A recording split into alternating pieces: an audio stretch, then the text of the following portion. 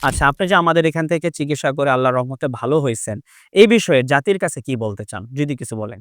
জাতির কাছে বলতে চাই যে এরকম চিকিৎসা প্রতিষ্ঠান আরো হওয়া দরকার এবং কি বাংলাদেশ গভর্নমেন্ট থেকে এর সহযোগিতা করুন দরকার।